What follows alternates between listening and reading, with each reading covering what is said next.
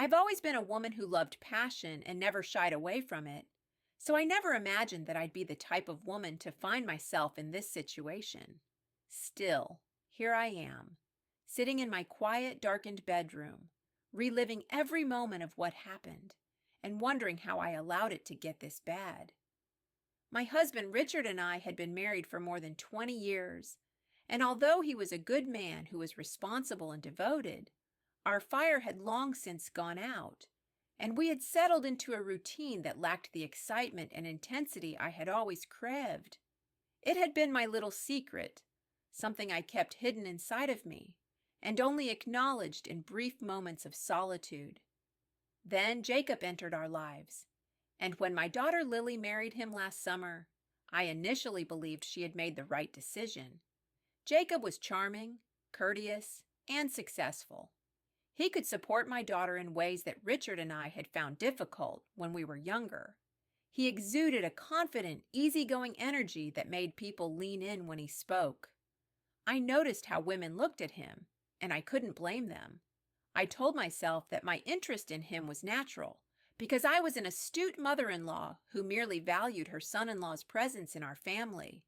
Still, I knew deep down that there was something about him, something about the way he moved, the way he laughed, and the way his eyes lingered a little too long when he looked at me. It began innocently enough, with small conversations at family get-togethers. I would catch him observing me through snatched glances across the dinner table, and I wouldn't turn away as fast as I should have. I was sitting next to Jacob on the back porch one evening, after Richard had gone to bed early. We were drinking and talking about everything and nothing at the same time. "You don't seem like the kind of woman who likes to sit still," he said quietly as he swirled the amber liquid in his glass. As I studied him, I tilted my head and grinned. What kind of woman do I seem to be? His eyes were fixed on mine, making it impossible to read. A line was drawn in the sand, and neither of us had the strength to back off. He crossed his face before taking another sip, the kind that makes you want more. That's when everything changed. The first time Jacob kissed me, we were alone in the kitchen. Everyone else had gone to bed, and I had been rinsing my wine glass in the sink when I felt him step behind me. He began to find reasons to be around me more frequently. He would help with the dishes after dinner, offer to drive me when I needed something from town, and even invent little projects around the house, just so he could spend more time with me. Every touch felt like an electric current, and every accidental graze of his fingers against mine sent a shiver down my spine. The weight of his hands on my waist and the heat of his body against mine were everything I had been missing, and everything I had told myself I no longer needed. When we finally pulled apart, I was breathless and shaken and whispered the words I knew I shouldn't have said. "This is wrong."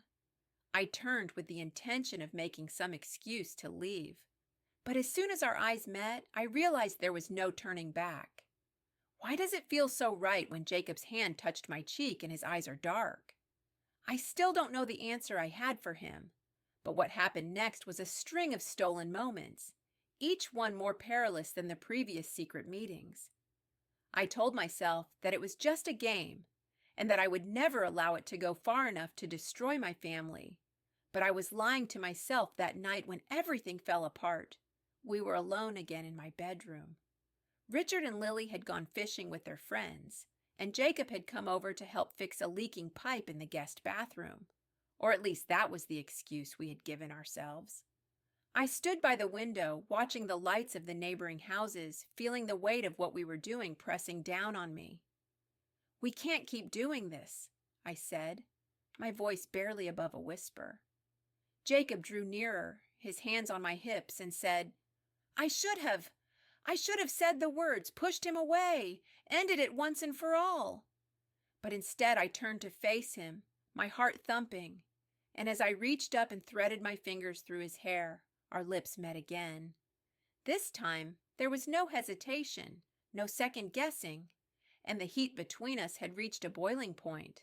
I couldn't have predicted that Lily would arrive home early. I heard the front door open just as Jacob's shirt hit the floor, and the sound of her voice calling out for me sent a shockwave through my body, and I shoved him away. My breath coming in quick, shallow gasps, got dressed, and scrambled to fix my appearance. The bedroom door opened, and Jacob's face was unreadable as he quickly grabbed his shirt and pulled it on. For a terrible moment, Lily's eyes were fixed on me, and I thought she knew she didn't yet. I forced a smile, and she narrowed her eyes slightly, glancing between Jacob and me before nodding. I was exhausted. "What are you guys up to?" Jacob said calmly, his voice steady, in a way that made me resent how easily he could lie. Lily didn't question it, but I felt a chill come over me as she turned to go upstairs because we had been. I knew it was only a matter of time until everything fell apart before the truth came crashing down, because I was being reckless and too bold. When it happened, I wasn't sure I would ever be able to look at myself the same way again. For days following that near miss, I couldn't get rid of the uneasy feeling that pressed down on me every time I closed my eyes. I saw Lily's face the way she had looked at me that night, and her eyes had lingered at me for just a second too long. I told myself I was being paranoid that she didn't suspect anything, but in the back of my mind, a persistent fear clawed at me. One afternoon, when I was alone in the house, standing in the kitchen chopping vegetables, I heard the front door open. Richard was at work, and Lily was busy with a client, so there was only one person who would let himself in like that. Jacob appeared in the doorway, his eyes locking onto mine with an intensity that made my breath catch. He didn't say a word as he crossed the room, and before I could react, his hands were on my waist, pulling me against him. Jacob, on the other hand, seemed unfazed. I pressed my hands against Jacob's chest in a whisper as though to push him away, but we both knew that I wouldn't. He whispered, "We should stop," and his lips touched my ear.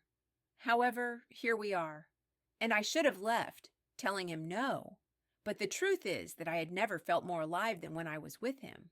I had spent so many years denying that passion was something that faded with time, but Jacob had rekindled something inside of me that I had assumed had long since faded away. Our lips met, and the rest of the world vanished, leaving Richard and Lily behind. When the doorbell rang, I shoved him away, my chest rising and falling as panic swept through me. It was reckless and desperate, just the two of us entangled in something neither of us could control.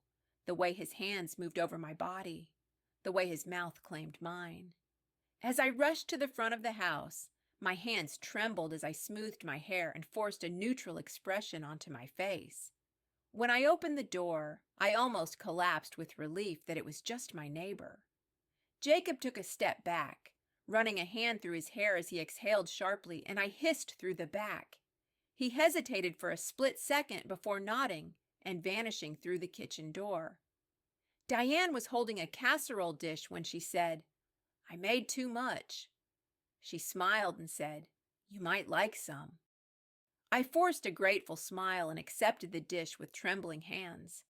As we engaged in small talk, I glanced toward the backyard, half expecting to see Jacob watching, but he was gone for the time being. Later that night, as I lay in bed next to Richard, my thoughts were racing with emotions. The next few weeks went by in a blur of stolen touches and secret rendezvous, and even though I knew I was playing with fire and that this couldn't last, I couldn't bring myself to regret it. Jacob and I grew bolder, taking more risks and finding reasons to be alone whenever we could. The thrill of knowing that we could be caught at any time was intoxicating, but I couldn't get rid of the feeling that something terrible was going to happen, and then it did. Similar to that night in my bedroom, Lily returned home early this time, but this time she was unable to hide what she had witnessed. I had been in the living room with Jacob, our bodies pressed against the couch.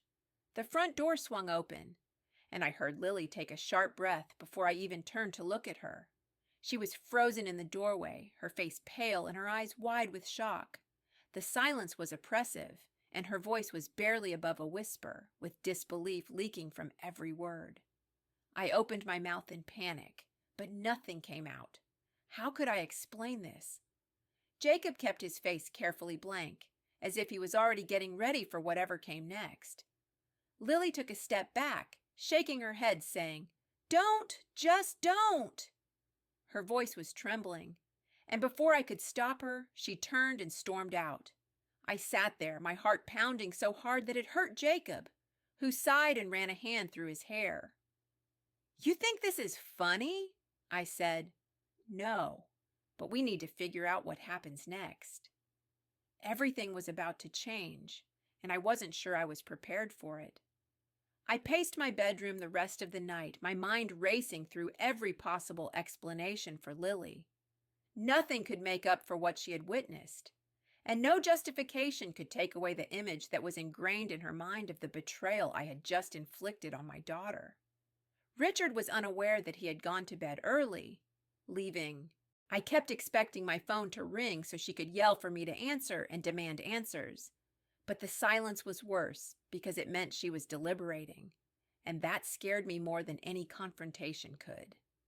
Jacob had sent me a message before vanishing into the night saying, "We need to talk tomorrow." I had ignored it because I didn't want to talk to him, see him, or think about him. But the issue was that I couldn't stop sleeping the moment the first rays of light appeared through my blinds. The front door creaked open, and my heart slammed into my ribs as I turned to see Lily standing there with her arms crossed and her eyes sharp and unreadable. I had checked her location on my phone at least a dozen times, but she hadn't blocked me yet, so I forced myself to get dressed and go through the motions of normal life in the hopes that Richard wouldn't notice the shadows under my eyes and the way my hands trembled when I poured my coffee. Setting my mug down, Lily asked, "Where's Dad?" Her voice clipped, and I swallowed at work. A moment of relief flashed across her face, and I realized that she hadn't made up her mind yet. If she had, she would have told him right away, but I didn't have much time. She went further inside, dropping her purse on the couch before turning to face me. The question pierced me like a knife. "How long, Lily, Mom?" The words cut deeper than anything she could have said. I deserved them. I shook my head and paced, and she gave me a sharp, bitter laugh. "A few months? Wow, that's incredible," she said. "You were just never going to tell me. You were going to let me keep believing that my husband wasn't screwing my mother behind my back." Please, Lily, don't let her voice crack. Get to ask for forgiveness. Not yet, and possibly never. I pressed my lips together, my eyes stinging. "I never meant to hurt you." "Oh, well, that makes it so much better, doesn't it?" she snapped. "So it's okay."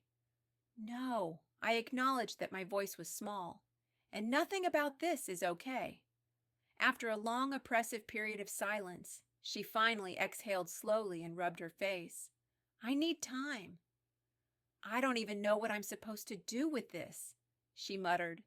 I nodded, not trusting myself to speak, and she turned to go, but she hesitated at the door. "Does Dad know?" I shook my head and her face darkened.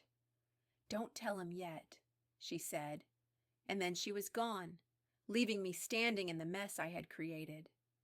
The motel parking lot was empty when I arrived, and Jacob was leaning against the hood of his car with his arms crossed, watching me as I stepped out of mine.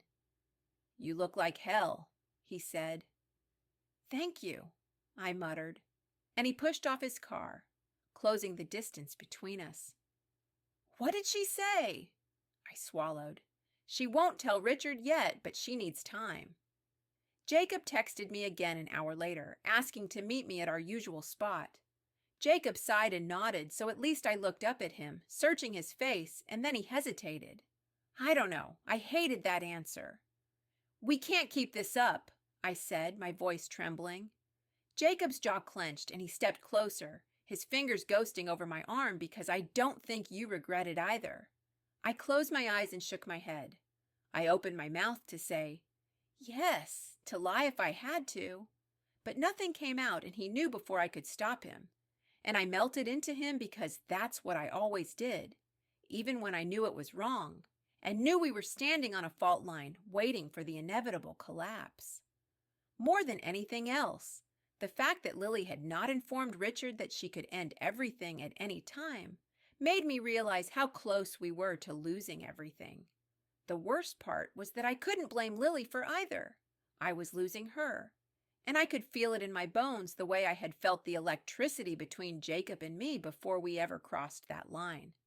I had taken the most important person in my life and betrayed her in a way that couldn't be undone. The only thing keeping me from going completely crazy was the fact that she hadn't told Richard yet. She hadn't blocked my number, but she didn't answer my calls or texts, and I had no idea what was going through her mind, whether she was trying to figure out how to destroy me or just trying to keep herself from unraveling. Jacob, on the other hand, and wasn't acting like a man with his marriage on the lee. He still sent me messages and still found ways to touch me whenever we were alone. It was reckless, and it was stupid, and yet I didn't stop him. The next time we were together, I made the mistake of asking him, "What are we doing?" Jacob just smiled, tracing his fingers up my arm. Exactly what we both want. And what happens when Lily tells Richard my voice was barely above a whisper? His expression didn't change. Then we deal with it. I pulled away from him. Suddenly, "Furious? That's your answer. We just deal with it like it's a minor inconvenience." He sighed, running a hand through his hair. "What do you want me to say? That I'm terrified that I know? I'm about to lose everything because I do, but I also know I don't want to stop. I hated him in that moment. Not because he was wrong, but because he was right, but I had to stop. I had to at least try to fix what I'd broken." The opportunity came the next day. Lily showed up at the house while Richard was at work, standing in the doorway, like she didn't know if she should come in or just turn around and leave. "Are you alone?" she asked, her voice cautious. "Yes." I stepped aside to let her in, my heart racing. She walked in arms crossed tightly over her chest like she was holding herself together by force. "I need answers, and I need the truth." I nodded, swallowing hard. "Okay, ask me anything." She stared at me for a long moment before speaking. "Do you love him?" The question knocked the air out of my lungs. I opened my mouth, but no sound came out, because I didn't know, because I didn't want to know. Jesus Lily shook her head and laughed bitterly. "You don't even know, do you?" she said. "It's not that simple. No," she snapped. "It's that simple. Either you love him or you don't. And if you don't, what the hell was the point of all this?" I felt my throat tighten. "I don't know," she exhaled sharply, turning her head away. "Do you even love Dad?" She could have said, "Of course I do." But that question hurt more than anything else. "Then why did your voice break?" she said. "I never wanted to hurt you." I had 1,000 excuses, but none of them mattered. I whispered, "I swear, Lily, I never wanted this to happen." She gave a hollow laugh. "Yeah, well, it did." The suffocating, unbearable silence between us made me want to grab her, but I was afraid to do so. "Would you tell Dad?" I don't know what scared me more than anything, but I do know that she stepped back toward the door and said, "You're not the mother I thought you were, and I don't know if I can ever look at you the same way again." Before I could say another word, I stood there by myself, feeling as though something inside of me had cracked for the first time since this whole thing began. I wondered if I had already lost everything, and if I even deserved to get any of it back. The day dragged on because of Lily's words, and every time I tried to reach out, she ignored me. Richard thought something wasn't right, but he dismissed it as a normal mother-daughter conflict. I gave him the impression that since the truth would expose everything, Jacob had stopped texting and calling. Perhaps he had finally realized the damage we had caused, or perhaps he had given up, but I couldn't stand it any longer. One evening, Richard came outside while I was drinking a glass of wine. He stared at me for a long time before saying, "You look different." And I forced a smile that looked like something was eating at you. He sat down next to me and stretched his legs out. I swallowed. "Is it Lily?" He took a sip of his beer and watched me over the rim. Unless there was something else going on, I looked toward the yard. Long shadows are being cast over the grass by the fading sunlight. Richard's brow furrowed as I asked, my hands tightening around my glass. What if there was? I opened my mouth to say the words that had been on the tip of my tongue for a long time, suffocating under the weight of my guilt. But saying them aloud meant the end of everything. The end of my marriage, the end of the life I had built. But he studied me for a moment longer before sighing, "Never mind." The following morning, as I was preparing coffee, I heard the front door open and turned to see Lily standing there with her arms crossed and her face unreadable. I asked, "Can we talk?" Hope flared inside of me, but she sat down at the kitchen table, and there was no softness in her posture, no indication that she had come to make amends. I told Jacob to leave, and she said that the breath rushed out of me. I told him that I never wanted to see him again, and that if he had any remaining respect for me, he would vanish. "I'm not saying this to cheer you up, Lily," she interrupted, "but I need you to understand something. I braced myself, and I don't forgive you." Her voice was cold and sharp, and maybe I never will. "Lily, please, you were my mother." She kept shaking her head. "And you were meant to protect me, not ruin my marriage. I'm not sure how to fix this. It's twisted inside me like a knife." I muttered, "Maybe you can't." And she pushed back from the table and stood up. "I only wanted you to know that he was gone." And then she left, leaving me with nothing but the sound of my labored breathing. Days passed into weeks, and Lily continued to avoid talking to me. Richard was oblivious out of necessity, but I knew that eventually he would notice the cracks growing. One evening, he returned home later than normal, his face unreadable as he entered the kitchen. "I saw Jacob today," he said quietly. I felt a chill run down my spine because he appeared to be guilty. I turned away, clutching the edge of the counter, and Richard continued. "Is there something you need to tell me?" Richard asked, letting out a breath and running his hand through his hair. "This was it," he said. "I could lie, deny everything, and bury the truth so deeply that it would never come up again. But Lily's voice kept repeating in my head, 'You were meant to protect me.' With my heart racing, I turned to face him and said, 'Yes,' shattering the life I had known with that one word. Subscribe if you enjoy this video.